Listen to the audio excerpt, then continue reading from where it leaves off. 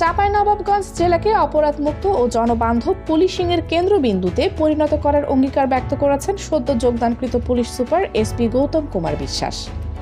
2 December মঙ্গলবার চাঁপাইনবাবগঞ্জ জেলা police সুপারের কার্যালয়ের সম্মেলন কক্ষে জেলার প্রিন্ট ও ইলেকট্রনিক মিডিয়ার সাংবাদিকদের সাথে মতবিনিময় সভায় এই প্রত্যয় ব্যক্ত করেন তিনি।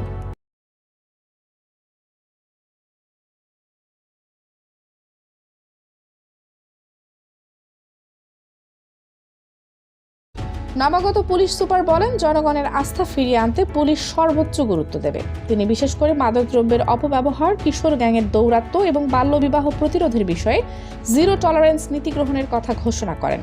পুলিশ ও সাংবাদিক একে অপরের সহযোদ্ধা। আপনাদের বস্তুনিষ্ঠ লেখনী আমাদের কাজের ভুল ত্রুটি ধরিয়ে দিয়ে সঠিক পথে চলতে সাহায্য করবে। জেলার সার্বিক আইনশৃঙ্খলা পরিস্থিতি নিয়ন্ত্রণে সাংবাদিকদের সর্বাত্মক সহযোগিতা একান্তভাবে কামনা করেন।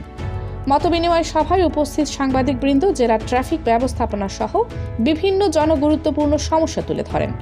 নবাগত পুলিশ সুপার ধৈর্য সহকারে সকলের বক্তব্য শোনেন এবং দ্রুততম সময়ের মধ্যে এসব সমস্যা সমাধানে কার্যকর পদক্ষেপ নেওয়ার আশ্বাস দেন।